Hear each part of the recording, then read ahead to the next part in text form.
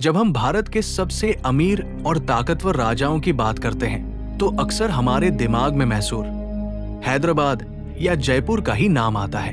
क्या आप जानते हैं कि बिहार की ऐतिहासिक मिट्टी में एक ऐसा महान साम्राज्य दफन है जिसकी ताकत के आगे अंग्रेज भी सिर झुकाते थे? एक ऐसा राजघराना जिसके पास अपनी खुद की निजी ट्रेन थी, अपना हवाई जहाज था और जिसकी तिजोरियों में इतना सोना था कि वे अंग्रेजों को कर्ज देते थे। हम बात कर रहे हैं मिथिला की शान कहे जाने वाले दरभंगा राज की, जिसकी दौलत और ताकत के किस्से पूरी दुनिया में बहुत ज्यादा मशहूर थे, जिनके पास 4,500 गांव थे, जिनका इलाका आज के कई यूरोपीय देशों से भी बड़ा था और जो अपनी शान के लिए पूरी दुनिया में जाने जाते थे। लेकिन आज उसी दरभंगा राज के महल खंडहर क्यों बन रहे हैं? आखिर कहाँ गायब हो गया वो अरबों का खजाना जो कभी उनकी शान हुआ करता था? और क्या ये सच है कि दरभंगा राज के पास कोई गुप्त तांत्रिक शक्ति थी जो उनके खजाने और वंश की रक्षा करती थी? चलिए आज सच जानते हैं। चलिए इतिहास के पन्नों को पलटते हैं और जानते हैं दरभंगा राज की पूरी कहानी, जो शुरू होती है ज्ञान, त्याग और एक अनोखे वरदान की दास्ता से। आमतौर पर राजा बनने के लिए युद्ध लड़ना पड़ता है, तलवारें चलानी पड़ती हैं, लेकिन दरभंगा राज की नींव तलवार से नहीं। महामहोपाध्याय पंडित महेश ठाकुर मुगल बादशाह अकबर के दरबार में शास्त्रार्थ डिबेट करने के लिए दिल्ली पहुंचे थे। उनकी विद्वता और तर्कों को सुनकर बादशाह अकबर इतना ज्यादा प्रभावित हुआ कि उसने खुश होकर कहा, पंडित जी आप मांगो, आज आप मुझसे क्या मांगते हो? पंडित महेश ठाकुर ने अपने लिए धन दौलत नहीं मांगी, उन्होंने सिर्फ सम्मान मांगा। अकबर ने उनकी सादगी देखकर खुश होकर पूरा मिथिला क्षेत्र उन्हें उपहार में दे दिया। कहा जाता है कि अकबर ने एक ताम्रपत्र पर लिख कर दिया था, जाओ पंडित जी, आज से ये पूरा मिथिला तुम्हारा हुआ। यहीं से शुरुआत हुई खंडवाला राजवंश की। एक विद्वान ब्राह्मण परिवार अब शासक बन चुका था। यह भारत के इतिहास की सबसे अनोखी घटना थी, जहां कलम की ताकत ने तलवार को पूरी तरह हरा दिया था। धीरे धीरे यह राजघराना भारत की सबसे बड़ी जमींदारी बन गया। इनका साम्राज्य बंगाल और बिहार के कई जिलों तक फैल गया, जो कि एक बहुत बड़ा इलाका था। लेकिन अब सवाल आता है कि इनके पास इतना पैसा आता कहां से था? इनकी कमाई का मुख्य जरिया था जमीन, खेती और जनता से मिलने वाला लगान, टैक्स। दरभंगा महाराज ने अपने पूरे राज्य को व्यवस्थित रूप से अलग अलग सर्कल्स में बांट रखा था, ताकि टैक्स वसूलने में कोई भी परेशानी या गड़बड़ी न हो सके। हर सर्किल का एक मैनेजर होता था, जिसका काम था किसानों से टैक्स वसूलना, चाहे वो अनाज के रूप में हो या फिर नकद पैसों के रूप में। इसके अलावा उस समय नील की खेती, इंडिगो फार्मिंग और जंगलों की लकड़ी के व्यापार से भी दरभंगा राज को सालाना करोड़ों रुपए का भारी मुनाफा होता था। सन 1857 की क्रांति के समय जब पूरा भारत जल रहा था, तब दरभंगा राज ने एक बहुत ही कूटनीतिक चाल चली और अपनी सत्ता को बचाए रखा। उन्होंने उस मुश्किल समय में अंग्रेजों की मदद की। बदले में अंग्रेजों ने उन्हें महाराजाधिराज की उपाधि दी और उन्हें अपनी निजी सेना रखने की भी छूट दी। ये एक ऐसा समझौता था जिसने दरभंगा राज को भारत का सबसे शक्तिशाली जमींदार बना दिया। अंग्रेज उन्हें सुरक्षा देते थे और वे अंग्रेजों को भारी टैक्स देते थे। दरभंगा महाराज का रुतबा सिर्फ उनकी दौलत से नहीं, बल्कि उनके गहरे स्वाभिमान से था। इसका सबसे बड़ा उदाहरण हमें एक मशहूर किस्से में देखने को मिलता है। एक बार एक बड़े अंग्रेजी अखबार द सर्चलाइट ने महाराज के खिलाफ कुछ अपमानजनक बातें छाप दी। ये बात महाराज के दिल पर बहुत गहरी चोट कर गई। महाराज को ये बात इतनी बुरी लगी कि उन्होंने उस अखबार के एडिटर को धमकाया नहीं, बल्कि अपनी असली ताकत दिखाने का फैसला किया जो सबको हैरान कर दे। उन्होंने गुस्से में उस विरोधी अखबार को टक्कर देने के लिए अपना खुद का मीडिया हाउस खड़ा कर दिया, ताकि उनकी आवाज पूरी दुनिया तक सही से पहुंच सके। उन्होंने द इंडियन नेशन और आर्यावर्त जैसे अखबार शुरू किए और बाद में उस विरोधी अखबार को भी खरीद लिया जिसने उनकी बुराई करने की जुर्रत की थी। ये उनका तरीका था पूरी दुनिया को बताने का कि दरभंगा महाराज से पंगा लेना किसी के लिए भी आसान नहीं है, चाहे वो अंग्रेज हो या अखबार। दरभंगा राज अंग्रेजों के करीब जरूर था, लेकिन उनका दिल हमेशा हिंदुस्तान के लिए धड़कता था। वे देश की आजादी के लिए भी अंदर ही अंदर काम करते थे। सन 1934 में जब बिहार में भयानक भूकंप आया और चारों तरफ तबाही मची, तब महात्मा गांधी खुद हालात का जायजा लेने के लिए बिहार की यात्रा पर आए। हैरानी की बात यह है कि गांधी जी, जो हमेशा सादगी की मिसाल थे, वे दरभंगा महाराज के खास मेहमान बनकर उनके आलीशान महल में कई दिनों तक रुके। कहा जाता है कि महाराज ने गांधी जी के हरिजन फंड और आजादी की लड़ाई के लिए लाखों रुपए दान दिए थे, जो उस समय बहुत बड़ी रकम थी। लेकिन महाराज ने एक शर्त यह रखी थी कि अंग्रेजों को इस मदद की खबर बिल्कुल नहीं लगनी चाहिए, वरना उनके राज्य पर अंग्रेजों का खतरा मंडरा सकता था। वे पर्दे के पीछे रहकर देश की मदद कर रहे थे। लेकिन दरभंगा राज की सबसे बड़ी ताकत उनका पैसा नहीं, बल्कि उनकी कुल देवी मां श्यामा माई थी। दरभंगा में स्थित मां श्यामा माई का मंदिर भारत के सबसे रहस्यमयी मंदिरों में से एक है, जहां की मान्यताओं और परंपराओं को सुनकर आप हैरान रह जाएंगे। क्या आप जानते हैं कि यह मंदिर शमशान भूमि में बना है? और सबसे रोंगटे खड़े करने वाली बात यह है कि यह मंदिर एक चिता पर है। यह भव्य मंदिर महाराज रामेश्वर सिंह की चिता पायर के ठीक ऊपर बना है।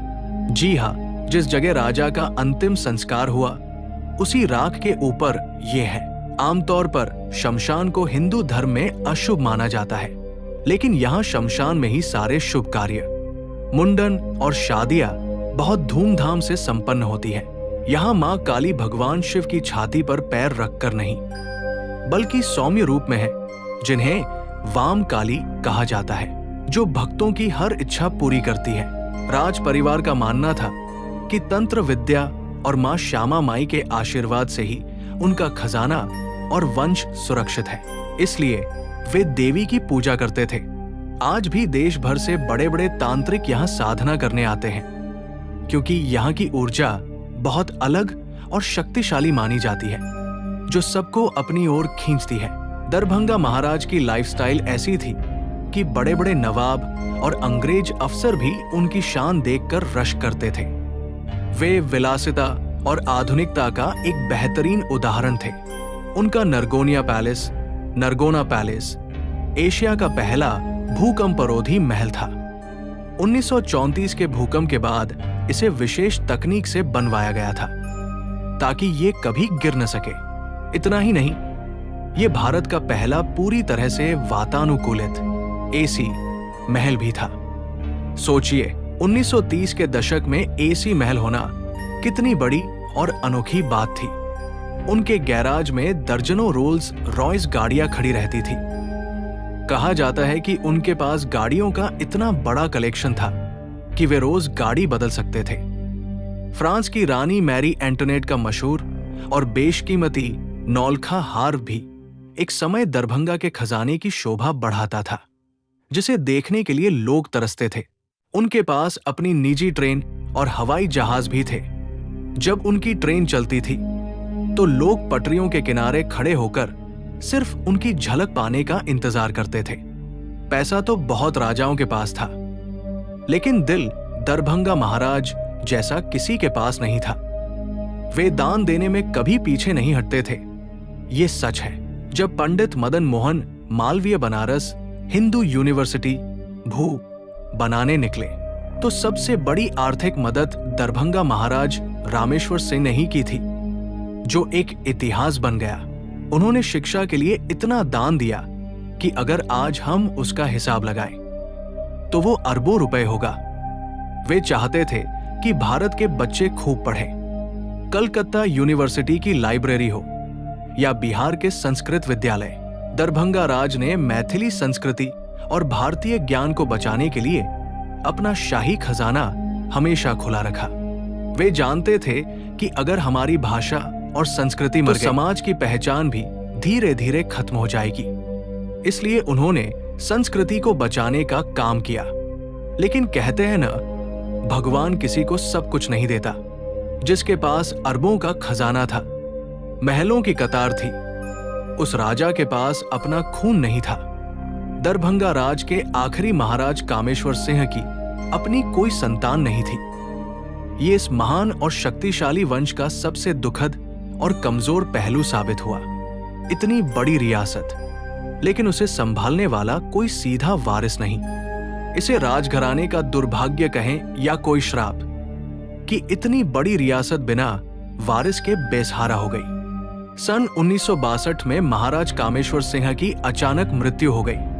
उनके जाने के बाद दरभंगा राज का सूरज हमेशा के लिए अस्त होने की कगार पर आ गया। जिस खजाने की रक्षा के लिए कभी पूरी फौज खड़ी रहती थी, वो महाराज के जाने के बाद अपनों की ही लड़ाई और लालच में बुरी तरह लुट गया। परिवार के सदस्यों में संपत्ति को लेकर विवाद हुए। भाई भाई से लड़ने लगा। अरबों की दौलत, सोना चांदी, जमीनें, सब कौटक चहरी और लापरवाही की भेंट चढ़कर बर्बाद हो गई। जिसे कभी मिथिला का सूर्य कहा जाता था, वो बिना वारिस के अस्त हो गया। महलों की देखरेख करने वाला कोई नहीं बचा और दीवारें कमजोर पड़ने लगी। कीमती सामान, पेंटिंग्स, फर्नीचर और गहने कौड़ियों के दाम बिकने लगे। जो महल कभी राजा की शान थे, वे अब धीरे धीरे वीरान खंडहरों में तब्दील होने लगे। 1947 में भारत आजाद हुआ। लोकतंत्र आया और उसके साथ आया जमींदारी उन्मूलन कानून। इस कानून ने राजाओं की दुनिया को पूरी तरह से बदल कर रख दिया था। एक झटके में राजा से उनकी सारी जमीनें ले ली गई। जो महाराज कल तक 4500 गांवों के मालिक थे, अब उनकी रियासत सिर्फ कागजों में सिमट गई थी। ये दरभंगा महाराज के लिए एक बहुत बड़ा झटका था, क्योंकि उनकी ताकत का मुख्य स्रोत उनकी जमीनें और उनसे आने वाला लगान ही था, जो अब नहीं था। उन्होंने कोर्ट में अपनी जमीनों के लिए लंबी लड़ाई लड़ी, लेकिन बदलते वक्त और लोकतंत्र के आगे उन्हें आखिरकार झुकना ही पड़ा और उन्होंने हार मान ली। सोना, महल का सही आकलन किया जाता।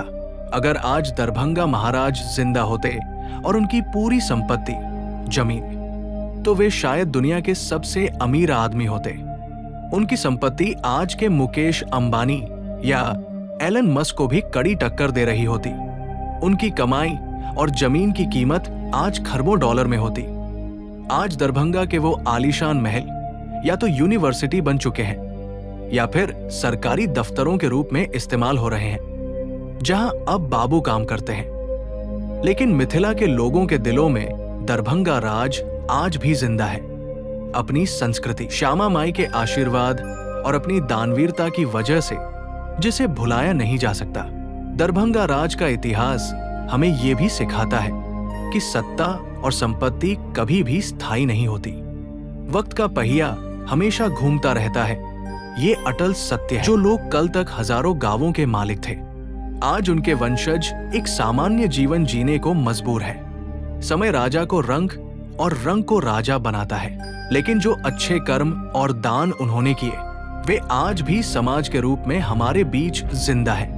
उनके बनाए स्कूल और मंदिर आज भी सेवा कर रहे हैं। दरभंगा राज ने साबित किया कि असली राजा वह है जो अपनी प्रजा और संस्कृति की चिंता करता है, न कि सिर्फ अपने खजाने और ऐशो आराम की।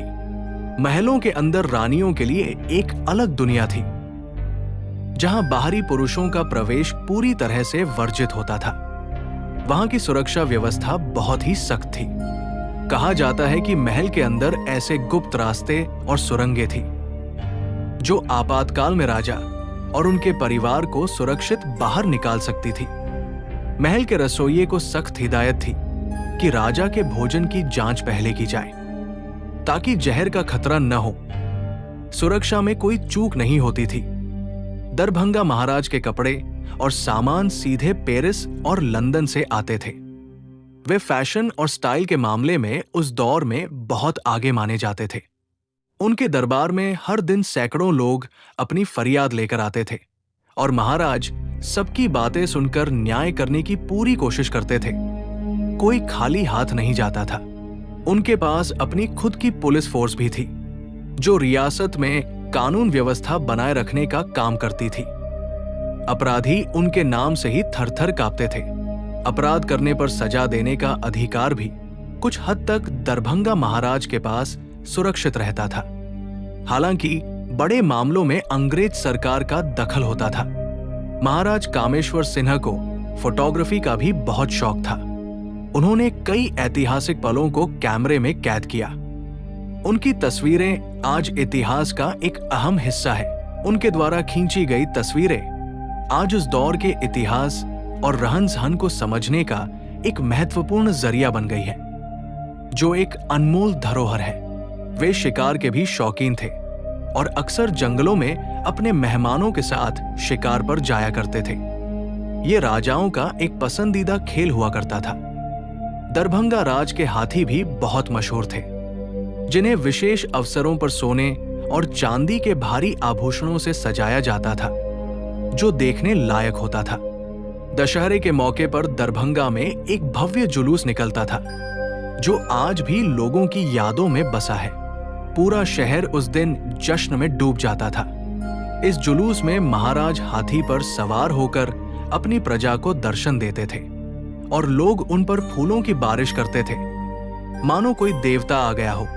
दरभंगा राज ने रेलवे के विकास में भी मदद की थी, ताकि उनके इलाके में व्यापार और आवागम बढ़ सके।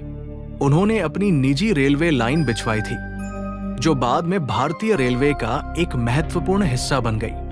आज भी उत्तर बिहार में रेल का जाल बिछाने का श्रेय काफी हद तक उन्हें जाता है। भूकंप आने पर जब दरभंगा का पुराना महल क्षतिग्रस्त हुआ, तो उन्होंने हार नहीं मानी, बल्कि उसे दोबारा और भी ज्यादा मजबूत और सुंदर तरीके से बनवाया। 1934 के भूकंप ने पूरे मिथिला को हिला दिया था, लेकिन महाराज ने अपनी इच्छा शक्ति से फिर से सब कुछ खड़ा कर दिया, जो उनकी हिम्मत को दर्शाता है। उनकी इच्छा शक्ति और प्रबंधन क्षमता ने साबित किया कि वे सिर्फ नाम के राजा नहीं, बल्कि एक कर्मठ नेता थे, जो मुसीबतों से लड़ना जानते थे। आज के दौर में दरभंगा राज के महलों को हेरिटेज होटल में बदलकर पर्यटन को बढ़ावा दिया जा सकता है, जैसे राजस्थान के उदयपुर और जयपुर में हुआ है। राजस्थान के कई राजाओं ने ऐसा किया है और इससे उनकी विरासत और कमाई दोनों सुरक्षित बची हुई है। लेकिन बिहार में ऐसा अभी तक नहीं हो पाया है। बिहार में पर्यटन की कमी और उदासीनता के कारण ये अनमोल खजाना धीरे धीरे बर्बाद हो रहा है, जो कि हम सब के लिए एक बहुत ही शर्म की बात है। हमें ये सवाल पूछना होगा कि आखिर हम अपनी ऐतिहासिक विरासतों के प्रति इतने लापरवाह क्यों हैं? क्या हमें अपने इतिहास पर गर्व नहीं करना चाहिए? दरभंगा राज सिर्फ एक परिवार की निजी संपत्ति नहीं, बल्कि पूरे बिहार और भारत की एक साझा धरोहर है, जिसे बचाना हम सबकी नैतिक जिम्मेदारी है। इसके संरक्षण के लिए सरकार और समाज दोनों को मिलकर आगे आना होगा।